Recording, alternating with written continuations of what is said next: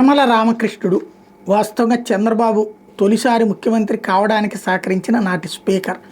NT రామారావుని సభలో మాట్లాడనీయకుండా పంపించినటువంటి వాడు. ఆ రోజు నుండి చంద్రబాబు గారు ఆయన వదిలిపెట్టలేదు. ఇంతకాలం సుదీర్ఘకాలం పాటు అధికారంలో ఉన్నప్పుడు పదవులు ఇచ్చేవాళ్ళు, అధికారంలో లేనప్పుడు పార్టీ పదవులు ఇచ్చేవాళ్ళు, పొలిట్ బ్యూరోలో పెట్టుకునేవాళ్ళు. దశాబ్దాలుగా సాగిపోయింది. ఆయన తన సొంత నియోజకవర్గంలో వరుసగా ఓటములు పాలవుతూ వచ్చారు 2.5 దశాబ్దాల దాకా. అయినా సరే ఆయనకి ఏదో ఒక అవకాశం కల్పిస్తానే వచ్చారు చంద్రబాబు. చివరికి వాళ్ళ కుమార్తెకి సీట్ ఇచ్చారు మొన్నటిసారి, ఎమ్మెల్యే సీటు. ఆమె గెలుపొందింది. అయితే యనమల రామకృష్ణుడికి ఎమ్మెల్సీ పదవి, ఈసారి మంత్రి పదవి ఇవ్వలేదు, ఎమ్మెల్సీ టికెట్ కూడా ఇవ్వలేదు.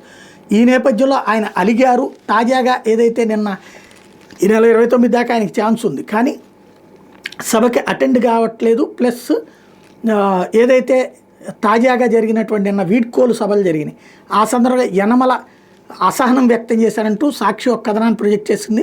రాజకీయాల నుంచి తనకు బలవంతంగా, అది అవమానకరంగా రిటైర్మెంట్ ఇవ్వడం మీద యనమల రామకృష్ణ ఆగ్రహంతో ఉన్నారట.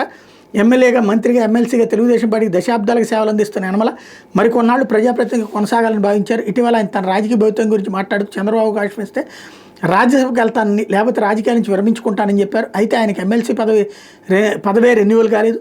దీంతో చంద్రబాబు తనను అవమానించినట్టు యనమల భావిస్తున్నట్టు సమాచారం. ఇప్పటివరకు తనను వాడుకుని చివరి దశలో అవమానకర పరిస్థితుల్లో రాజకీయాల నుంచి నిష్క్రమించేలా చేశారని ఆయన బాధపడుతున్నట్టు టీడీపీ నేతలు చర్చించుకుంటున్నారు. దీంతో శాసనమండలిలో తన సభ్యత్వానికి ఆఖరి రోజు ఆయన మంగళవారం ఆయన సభకు గైర్హాజరయ్యారు.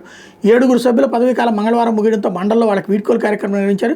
విషయాన్ని ఎజెండాలో పెట్టి వాళ్ళకి ముందే సమాచారం ఇచ్చిన యనమల మాత్రం వీడ్కోలు కార్యక్రమానికి రాకుండా నిరసన తెలిపినట్టు టీడీపీలో ప్రచారం జరుగుతోంది. అలాగే సీఎం, ఇతర ముఖ్య ప్రజాప్రతినిధులు, ఎమ్మెల్యేలు, ఎమ్మెల్సీలతో మంగళవారం గ్రూప్ ఫోటో కార్యక్రమం ఉందని ముందే చెప్పినా కూడా యనమల దానికి రాకపోవడం గమనార్హం. చంద్రబాబు ఇతర టీడీపీ నేతలతో గ్రూప్ ఫోటో దిగేందుకు ఆయన ఇష్టపడలేదని తెలుస్తోందన్నటువంటి పాయింట్ని హైలైట్ చేసింది.